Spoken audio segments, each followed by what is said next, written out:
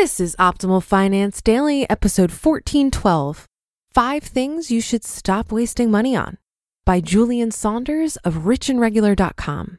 And I'm your host and personal finance enthusiast, Diana Merriam. This is the show where I serenade you with the sweet sounds of personal finance knowledge from some of the best blogs on the planet, with the author's permission, of course. And I have a brand new author and website for you today. I'll tell you more about Julien and Kiersten right after the reading. So let's get right to the post and start optimizing your life. 5 Things You Should Stop Wasting Money On, by Julien Saunders of richandregular.com. A few weeks ago, we posted an article on our Facebook page that generated some healthy discussion.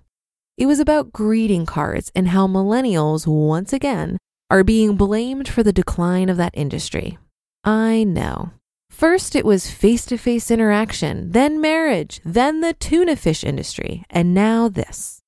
Honestly, our position was a snarky one because greeting cards have been on our list of silly things people spend way too much money on for years. We kept that point of view to ourselves until we came across that article and almost blew a gasket. But after doing some research, we found a conflicting article stating the exact opposite and highlighting how millennials are actually keeping the industry alive. Welcome to the clickbaity misinformation age, ladies and gentlemen. Why do I have so much eye-roll-inducing disdain for greeting cards? Well, let's look at the process. Assuming you're mailing it to someone, you have to put a stamp on it, which will cost you another 50 cents. Then you put it in a mailbox where it's picked up, put on a truck, sorted, then maybe put on a plane, then another truck, then a delivery truck until it's finally delivered to a person somewhere in the world where it finally arrives all bent out of shape and scraggly. Oh, and you have to guess when to put it in the mailbox to allow for enough time for the delivery process, which is always questionable unless you're willing to pay extra to have it tracked.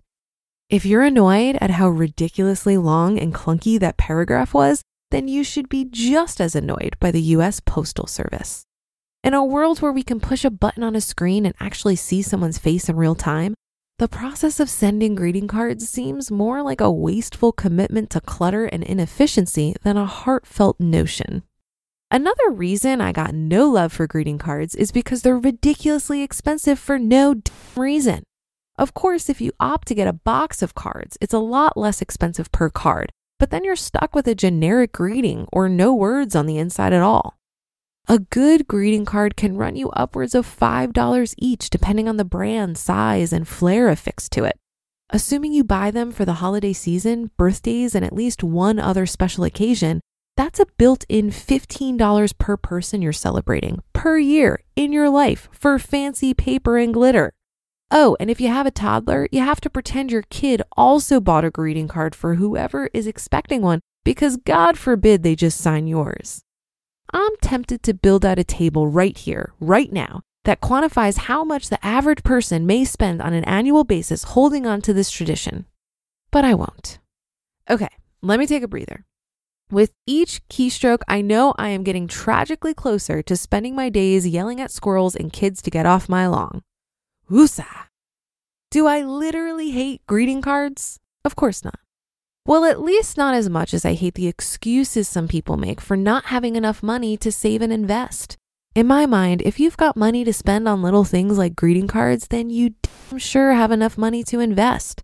But since one of our Facebook followers asked, here's a list of other things we think people should stop wasting their money on. Cable and cable internet. When we moved into our new home last year, we upgraded to a promotional cable internet only package for about $40 a month. This was the first time we've had cable internet since 2012. Cable internet is the luxury resort of web connectivity. If all you need are clean sheets and a bed, you should probably explore less expensive options. All those years during our debt payoff journey, we used a less expensive AT&T high-speed DSL to keep our Amazon Echo, 2 Apple TVs, 4 iPhones, 2 laptops, 1 Nest, and 2 iPads going with no issues. Once we figured out how much bandwidth we needed, we were good to go and rarely had an issue. For television, we used Hulu, Netflix, and Amazon Video that came free with Prime. and we survived. I'd rather spend more hours reading, exploring new genres of music and up-and-coming artists on Apple Music than committing to follow another TV show. But that's just me. Kitchen appliances. Marketers have perfected the art of convincing people they don't have to actually learn how to cook, and that all they need is this new gizmo to create mouth-watering restaurant-quality cuisine. Having tried some of these gadgets, we've concluded that they're mostly useless chunks of cheap plastic that all do something a simpler and less expensive tool already does. You really don't need more than a few pots, pans, cooking trays, spoons, and a good knife to get the job done.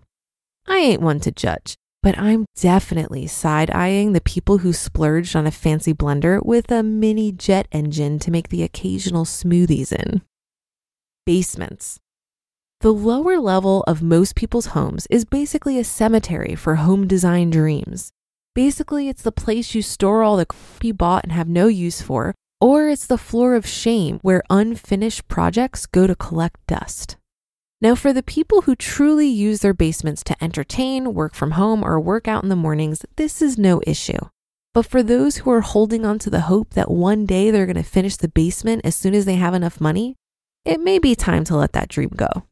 What's interesting is despite the data showing most people only use 40% of the space in their homes, we've seen an increase in new build homes that are including finished basements.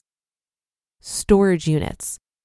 When we completely renovated our old home, now a rental property, we had to move everything out of that property and into a storage unit for a little over a month before moving it back in. It was the first time we'd been to one in years, and it was eye-opening to see just how much additional space outside of primary residence people need to store their stuff.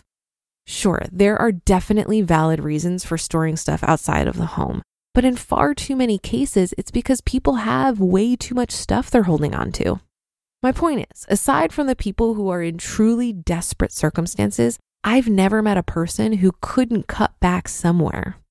I've met people and had hour-long conversations over rounds of drinks only to have them tell me it must be nice to save as much as I do. Really?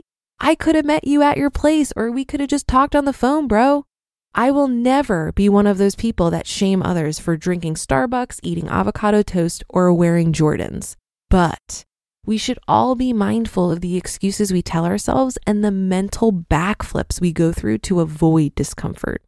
Whether it's finally pulling the plug on a stalled career, quitting a cash-draining hobby turned business endeavor, or realizing that we may actually never grow into our home, there are likely better decisions we could all be making with our money. For some, it could be one big thing. For others, it may be 15 little things that create a big cash cushion. At the end of the day, committing to regularly take a good, honest look at your spending is critical to creating that cash cushion. You just listened to the post titled 5 Things You Should Stop Wasting Money On by Julien Saunders of richandregular.com. And I'll tell you about Julien and Kiersten in just a sec. But first, have you thought about adding Bitcoin to your retirement account? The whole thing can be super confusing, so how do you get involved? If you're looking to diversify your portfolio with new innovative investments, check out BitTrust IRA. Crypto assets could be the best opportunity to build generational wealth since the discovery of oil. In fact, Bitcoin has been one of the best performing assets of 2020. BitTrust IRA will help you add cryptocurrency to your portfolio, both seamlessly and securely. Security is super important. BitTrust IRA stores your private keys in nuclear bunkers with military-grade encryption. Come check it out. They have a 24/7 trading platform with no minimum investments and unlimited trades, plus a team to help guide you along the way if you have any questions, and with the lowest trading fees in the industry. Go to bittrustira.com/OFD today to learn more. And for a limited time, BitTrust IRA is waiving the sign-up fee for OFD listeners, a $50 value. That's bittrustira.com/OFD, BITTRUSTIRA.com/OFD. And I have that linked in this episode's description.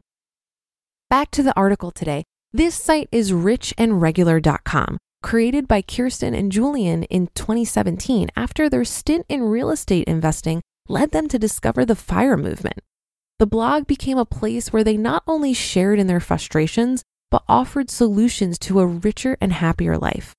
In just a few years of blogging, they signed a book deal with Penguin Random House. So come check out the site and their stories. Again, that's richandregular.com. And thank you to both Kiersten and Julien for letting us share their work. What I got out of this article is that there's always opportunity to look at what you're spending money on and question how necessary it is. For me, it boils down to resourcefulness and recognizing that there are likely more resourceful ways to get your needs met. So for example, I love to give cards, but I prefer to make them myself or send a digital card. Yes, I'm saving money, but that's not the only reason I do it. I'm also using my time and energy, my two other most important resources, to scratch my itch for creative expression. What I like about Julien and the tone of this article is that he's not afraid to embrace potential discomfort and test his assumptions on the status quo. What you decide to spend or not spend money on is a very personal decision, so I wouldn't get hung up here on the specifics of greeting cards, basements, and kitchen appliances. It's more about the thought process of evaluating what you're spending money on and questioning if you're blindly following social norms. I got the opportunity to know Julien when he spoke at the Economy Conference back in March of last year, and I'm thrilled to be able to perform his content here on Optimal Finance Daily. If you'd like to hear more from Julien about embracing conflict on the path to financial independence, you can watch his speech on the Economy Conference YouTube channel. And by the way, economy is spelled with an M-E, not an M-Y at the end. Yes, I know, I'm very clever. That'll do it for today. Thank you for listening. Have a great rest of your day, and I'll see you in tomorrow's show, where your optimal life awaits.